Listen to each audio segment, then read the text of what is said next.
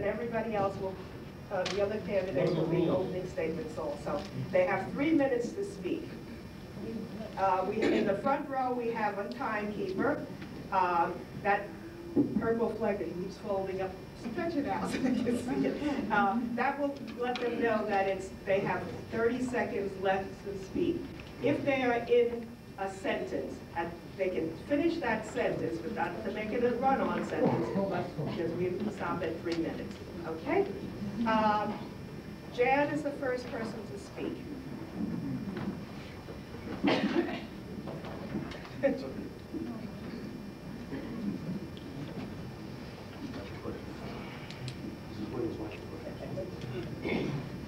Thank you. I just want to thank the homeowners for sponsoring this debate, and Ms. Williams from the League of Women Voters for moderating. I'm Jan Goldberg. I'm a councilman. I'm council president this year, and I'm seeking another 3-year term for re-election. It's hard to believe that it's been 3 years since we did this the last time. Time just goes so fast. And for a lot of you recall, we spoke last time about the possibility that we weren't getting enough state aid because of some report that they were using that we thought that was incorrect. Well, I promised that I would go to Trenton, and along with our mayor, Mark Sokolich, we did, and we went to Community Affairs, and we were told that the report had nothing to do with community, with aid. But what they did tell us is when we spoke about extraordinary aid and our position next to the bridge and all the extra expenses that our municipality has to incur because of our location, the response to us was, well, Fort Lee has a real strong balance sheet, there's no way you're going to get any extra aid. We were a little dumbfounded by that statement, but as we were going home, we were kind of pleased to know that the state thought so highly of Fort Lee and the financial stability of the borough. This past year has been extremely challenging for everybody, for all officials. A combination of expense caps, levy caps have resulted in many municipalities cutting back on services, reducing hours of operation of the government, furloughing employees, and layoffs. Through sound economic planning, cooperation of the majority of our units, and hard work by the mayor and council, borough management, and department heads, I am pleased to report that Fort Lee has no cutbacks. There's no cutbacks in service, no reduced hours of operation, there have been no furloughs or no layoffs. Our services remain intact. Our free bus service is intact, community service activities are thriving, the library remains open 7 days a week, the senior center remains fully funded, and the Film Commission and Recreation Department continue to present a full schedule of music and film. Through an aggressive campaign, we have been able to secure grants that allow us to pave and fix our infrastructure and upgrade the Little League field on Anderson Avenue. The work on the Anderson Avenue field, by the way, was very professionally completed by our DPW employees who saved us hundreds of thousands of dollars. And for 2010, I'm happy to report that the budget that we passed is actually less than it was in 2009. The Fort Lee Mayor and Council have reduced the long-term debt, our bonding, by $18 million over 3 years, which resulted in a reduction of interest and principal to this budget of over $1 million. We've also kept our promise made in 2008 of a hiring freeze. The exceptions to these freezes are for safety, state statute, and safety, as I said. We've reduced the number of employees by 40 positions. We've consolidated positions, and we're very proud of our illness recovery system, which will generate $900,000. I see my time is almost up. I look forward to exchanging ideas, and I look forward to the questions that we're going to receive. Thank you. Thank you. My name is Martha Cohen, and I have never before been in politics. I'm a resident of Fort Lee for over 20 years, a mom with a child in the public schools, active in the PTA and in my synagogue, a neighbor, an accomplished television executive, and I care about our community. Running for Borough Council was not in my life plan, but Fort Lee needs people who aren't career politicians to bring real-world experience, true transparency, accountability, and plain old common sense back into the halls of local government. We need to take control and remind those in the office that government serves the people don't serve the government. Fort Lee is known for its movie history, but we need to remember that it is here in Monument Park during the Revolutionary War that Thomas Paine penned the famous line, "These are the times that try men's souls." Well, that line could have been written today. And as in those times, we need to send a powerful message this election that there will be no more business as usual, that every penny of our taxes the council spends is not theirs, but ours. And that means our elected officials need to be responsive to all of us, not just a select few. I've heard so many stories during my campaign, particularly as I walk door to door meeting you, the people of Fort Lee, and how your struggle is being ignored by the incumbents as they continue to raise our taxes, even as our income declines, as does the value of our homes. As reported in the record in March, home sale prices went down 15% from 2008 to 2009, yet our incumbents still increased our taxes. Did you know that according to the 2009 estimates from the U.S. Census Bureau, from 2000 to 2009, our population increased 1.7%, yet our municipal budget increased 62%. Do you really think this would have happened if we didn't have one-party rule all these years? We need economic revitalization for Fort Lee. We are once again embroiled in a lawsuit on the Centuria property, more legal bills to burden the taxpayer provided by our incumbents. We need to look beyond pinning our hopes on one project and have common sense development for the entire borough that balances the needs of the community and positions us for the future. I love Fort Lee. It's an incredibly special place that has fallen into obvious decline. But I believe we can turn it around if we act now. I'm a listener and not afraid to ask hard questions. I'm an independent thinker. I spent over 25 years in the very competitive television industry, where budgets are tight and resources are finite, yet deadlines must be met and the final product must be first rate and achieve all objectives to succeed. With this type of background, I know we can revitalize Fort Lee with new voices and new thinking. It's time you have someone open to your ideas and expertise. My opponents have lost touch and don't understand you. I am you. We need to do better. There are no excuses. Thank you.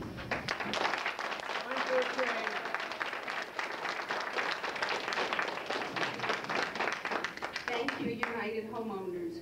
Good evening, everybody. My name is Isla Kosowski. I am your current councilwoman. I have been in this seat since 2001. I am seeking re-election for my 4th term. I was the council president in 2007. When Jack Alter passed away on August 26th, I assumed the role of mayor.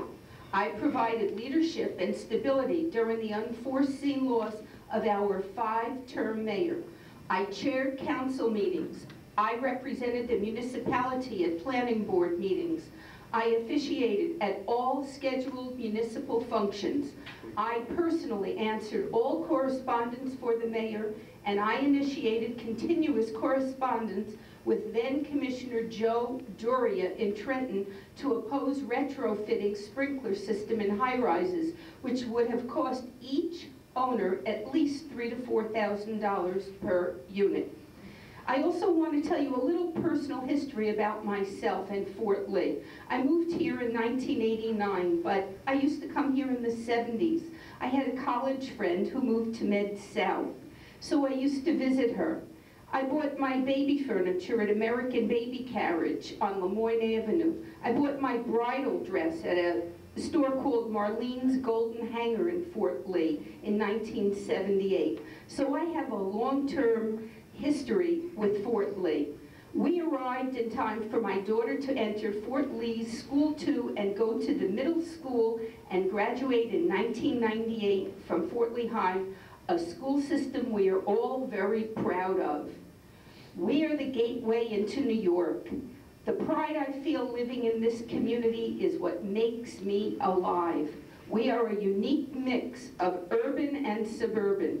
It has been important to me to see it cared for and prosper. I live and work here since 1989, and it is my involvement as a single woman and mother that has given me a practical understanding of human needs and business necessities through these past 9 years. I have been privileged to have been part of both agendas. In the last 3 years, I have been part of a team that has brought to the borough a fiscal management policy that cut the overall size of employees by approximately 30. We have instituted a hiring freeze, a wage freeze. Through attrition, we have 20 less policemen today. I will tell you more next time.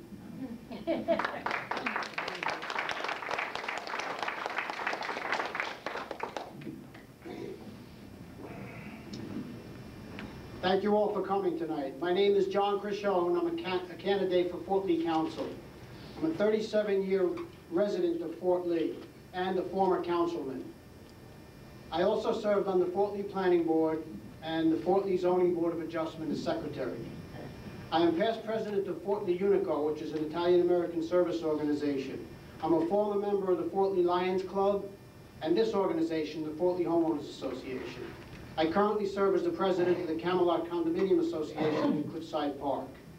I was endorsed for my council run by this organization in 1994. To my memory, that was the only time that this organization has ever endorsed a candidate. I live, work, play, and attend church in Fort Lee. I'm a Fort Lee guy. During my term as councilman, I was instrumental in the funding, planning, and building of the state-of-the-art police station, of course, along with our other council people. We did this within 10% of the budget, as opposed to the community center built under their watch, which was closer to 22% over budget. I was also involved in the expansion and modernization of this library, and the introduction and implementation of several quality of life ordinances, such as an anti-graffiti ordinance, a shopping cart corral ordinance. You might laugh, but you don't see them on the street anymore, do you? We outlawed the placement of political signs on utility poles. I introduced the first tree preservation ordinance. We air-conditioned and made the recreation center handicapped accessible and passed the first al fresco outdoor dining law in Fort Lee. We also created, and I chaired, a nonpartisan citizen budget review committee to review and make recommendations to the budget. This committee consisted of an equal number of Republicans and Democrats. When we took office, we immediately cut all professional fees by 15%. My philosophy for government is simple. Government should mirror the people. When people are hurting and cutting back, as they are now, government should also do the same. When expenses increase, we cut back. It seems like some politicians today want to take the easy way out and just raise taxes or keep spending as before. I believe that elected officials are entrusted by the people to run honest, efficient, and representative government, and to spend public money with the same sense of economy as they spend their own. How many people listening and watching like to pay retail? How many use coupons? I do. Why do some elected officials pay too much for goods and services? One word answer: politics.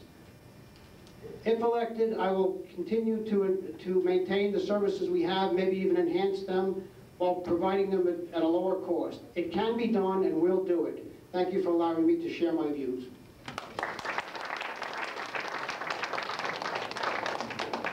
Okay, we finished our first round with the introductions. Now we will go on to responses by any of the candidates in reverse order to what has already been said. Does anybody have anything to say? Oh, I do. I thought we were going back the other one. No, we're going in reverse order. Okay, well, I was first, so I should go last then. No, Christopher. Okay. I'm going to say something very surprising. I'm running for council as a Republican, but I'm going to say that my opponents have worked hard and have done what they could do. But my point is they haven't done enough. And going forward, I don't see any plans to do anything else. I think that there's stagnation in government, and I think there's we need to make room for new ideas, new people, new thoughts, and new philosophies. And that's what myself and Martha will bring to the table.